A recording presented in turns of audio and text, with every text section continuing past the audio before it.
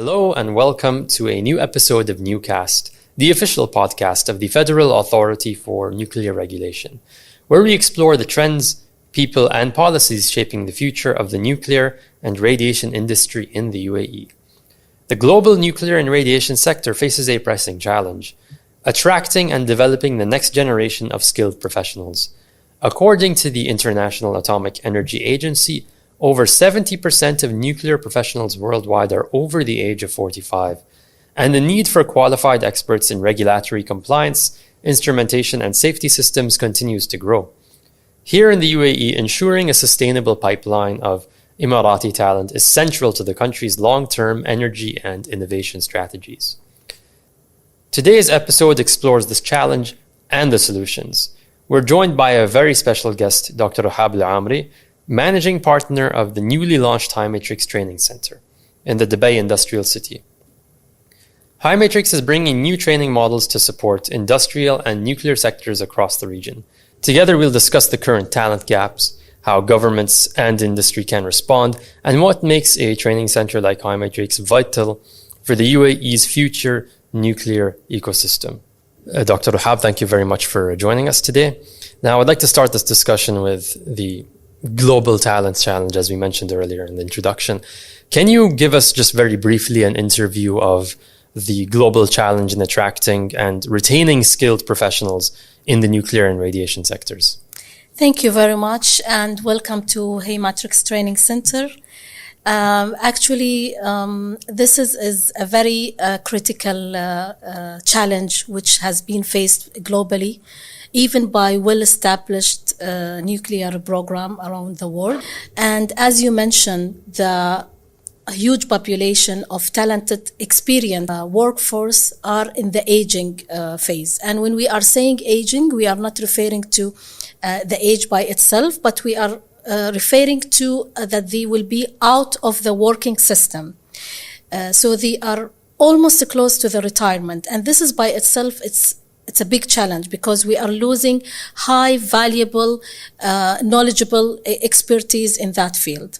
At the same time, we have a limitation of attracting a new talent into this field because of a lot of reasons. One of them is the negative reputations and the stigma about this field. For sure, the media is playing a big role in stigmatizing that field. In addition, because of the need of a huge investment by government to establish and to reset a nuclear plant and to invest in a training and education in that field, that also making it a little bit challenging because of a budget constraint that has been faced by some nations. So, building on that, what makes this sector's talent gap in nuclear and radiation, what makes this sector's talent gap more critical compared to, say, oil and gas or aviation or other industries? And is it just, well, you already touched on the safety implications and the history, but is it more than just those safety implications? Is it more than the complexity of technology? That's what I want to know. I believe that oil and gas and aviation is well-established industry. The public awareness about those fields has been already established, and there is, if we go back and we try to recall the starting of those industry, there was a kind of a stigma. I believe with standardizing those sectors and the investment from the public awareness in those sectors has made it more a positive habitat to attract talents. So I believe public awareness, not only for those young talent, but also for the whole populations. Like the whole population needed to be aware about the importance of joining this field. Moreover, I believe that there is still ambiguity and uncertainty in linking the importance of nuclear and radiation to, let's say, environmental, medical, and energy field. That ambiguity making it is a little bit challenging for young youth to understand the importance and the future of their career in this field. So I believe having a clear, successful plan and a clear linkage between the impact of the nuclear and radiation energy, how it will play a role in the, let's say, in the safe civic field that will attract more talent. And regarding the factors that influence, you already touched on media perception and public understanding or awareness of the nuclear and radiation sectors. But are the factors that might influence whether young people may or may not choose this career path, or they may walk away from it?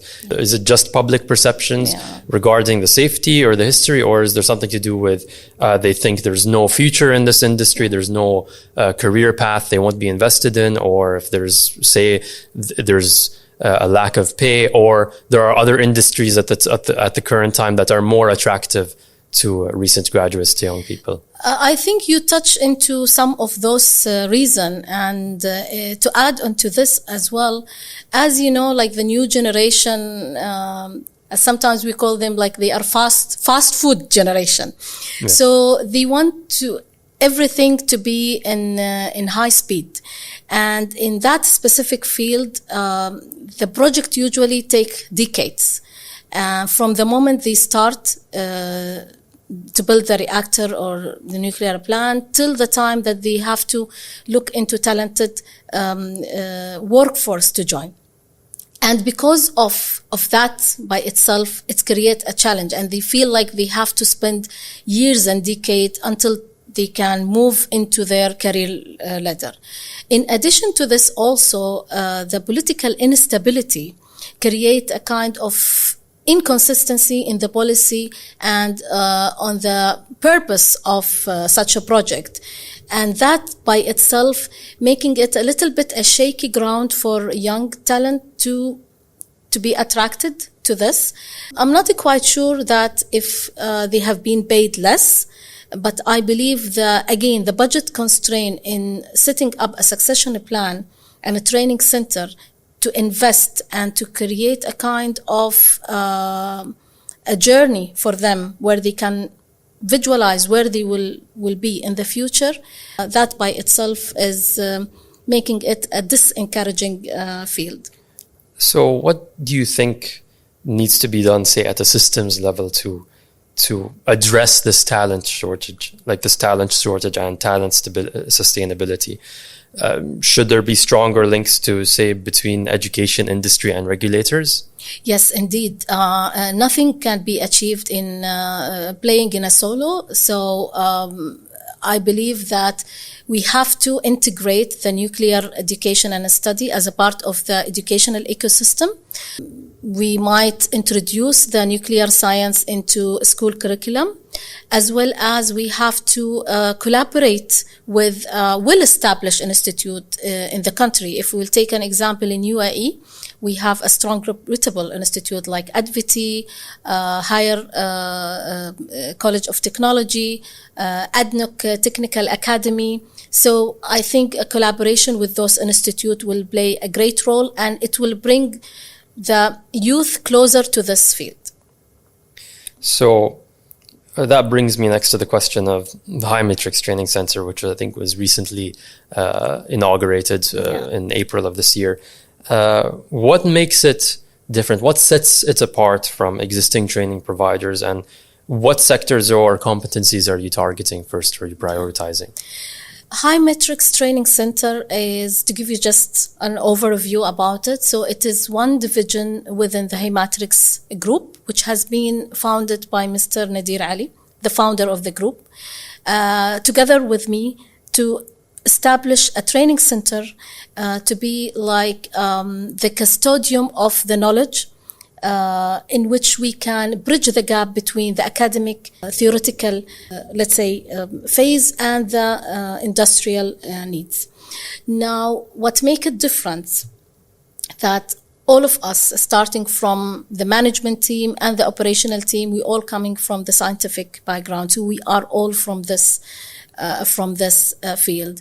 And I believe we are all at the aging stage in which we have been experienced the challenge by ourselves when we were youth and we were graduated, and we realized that the main thing that create a difference is to come up with a successful plan and to have a strategy to bridge the gap between the academic age and the working field and industrial field. What making difference, I believe, a set of standards. One of them is the location.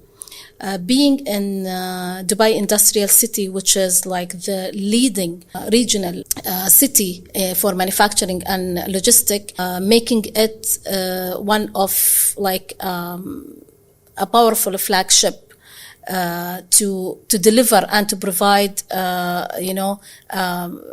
high standard knowledge for our young Emiratis. The location by itself is accessible for all candidates from different Emirates.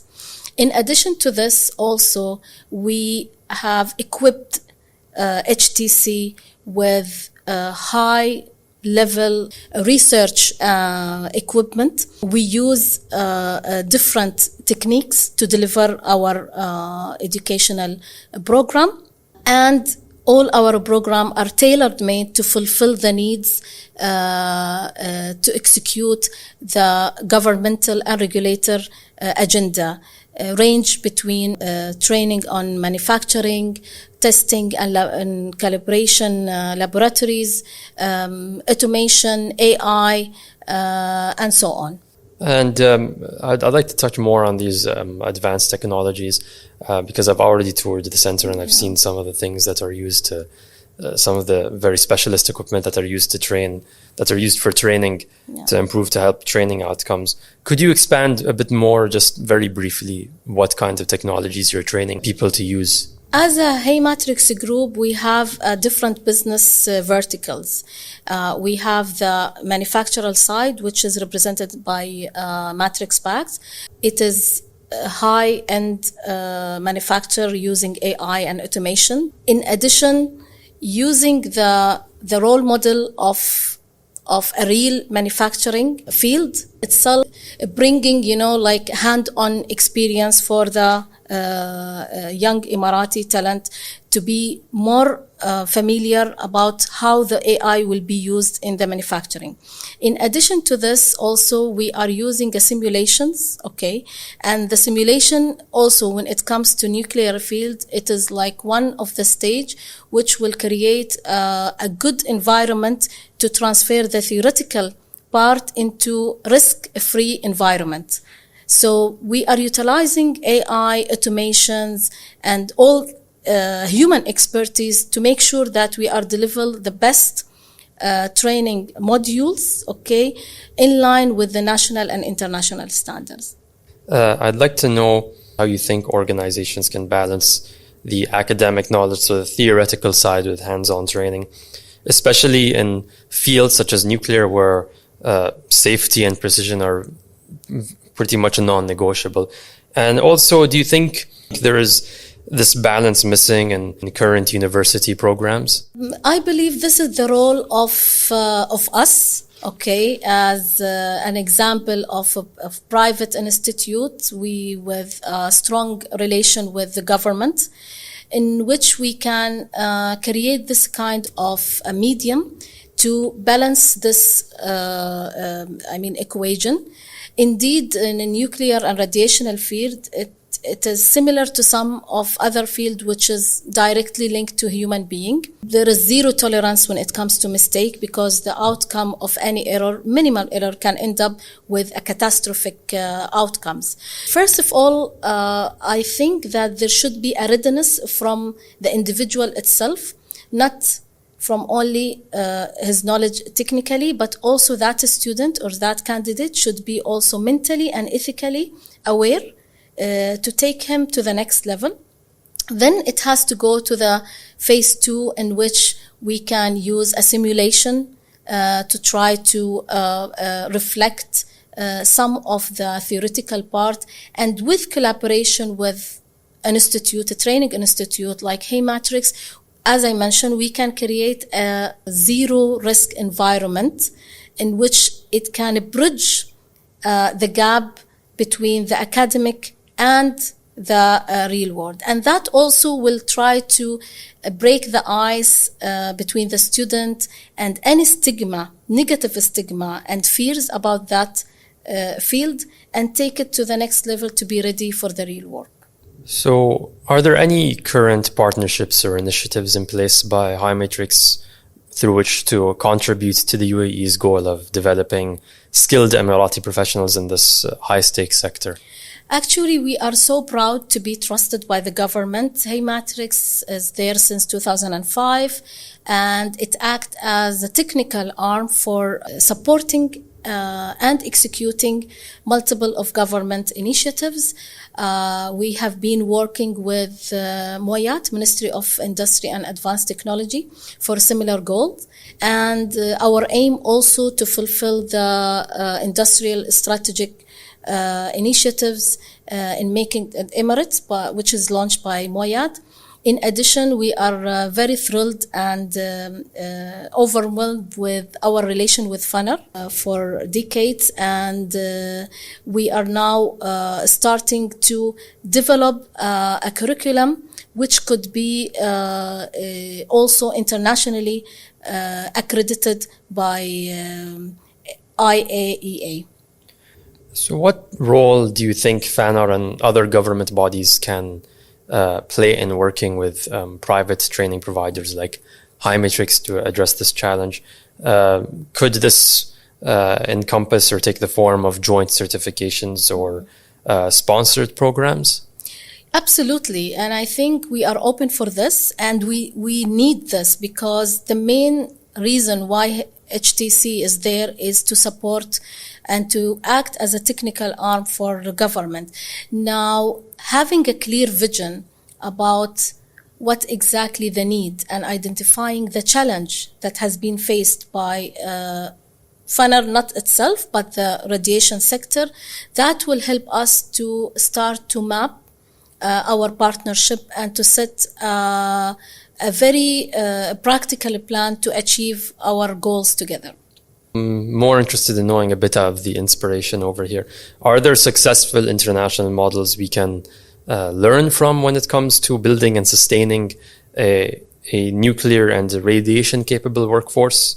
Are there any lessons learned from countries that have a lot of experience in this decades worth of experience in this field, such as, say, South Korea or France?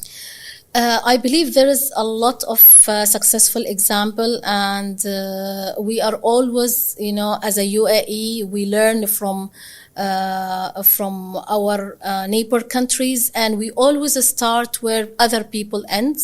So when it comes to establishing Baraka, I believe Baraka now achieved a remarkable position, and that is also has been reached because of learning from successful stories by other countries.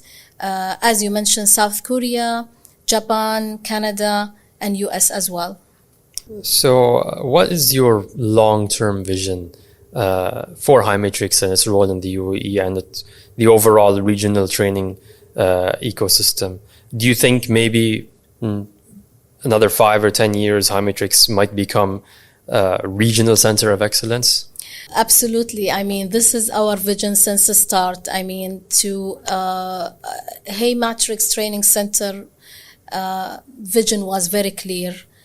We will become, inshallah, with the support and collaboration with the government and the belief to be the regional research and training center in industrial and scientific fields. We do believe that we have these capabilities. We do understand the market, being in the market for decades, as well as we have the agility to adapt industrial change and a regulatory need as well. In addition to this, the optimum goal for HiMatrix Group to be a listed company by 2030. That will reflect, how we are positioning ourselves internationally. And it will be also a success story to be taken in consideration in line with fulfilling, as I mentioned, the industrial strategic initiative of Make It an Emirate, which has been launched by Ministry of Industry and Advanced Technology. All right, just to wrap up over here, what would you say? We've already talked about public perception, why youth Emiratis might not consider, they might not be interested or might not even consider taking a career in the nuclear and radiation sector. What would you say to young UAE nationals or students who are hesitant about joining the nuclear field? And generally, how can we make this career path more appealing and relatable? First of all, we have to admit and acknowledge that our leaders took a strong, bold decision when they invest in this field. And I believe that we have a success stories, and we have to highlight more success story rather than to keep talking about the negative side and stigma that has been established since ages in this field. Working in nuclear and radiation sector is not easy. It's challenging. It needs a lot of commitment, discipline, responsibility. But I believe just bringing a national pride to our Emiratis and linking this to a national agenda and how this will create a difference. When a youth feel an ownership and they feel that they will be part of historical story and be creating a change, I believe that by itself will attract them. In addition of developing a clear succession plan and training a plan for them, clarity and vision should be disseminated clearly to the youth, and that will create a different, and I'm sure together we can create a different. Having this discussion by itself, it's a seed. It's create like a seeding knowledge, and I hope that we always can come and meet and talk about how can we create a different to attract our brothers and sisters to join this lovely field. Thank you, Dr. Ihab, for sharing your insights on this vital topic. It's clear that the nuclear and radiological sector faces a global talent challenge, but also that innovative centers like HiMatrix and strong collaboration with regulators like FANR are key to solving it. To our listeners, if you're a student, educator, or policymaker, consider how your role contributes to developing the future of safe, secure, and sustainable nuclear energy in the UAE and beyond. Thank you very much.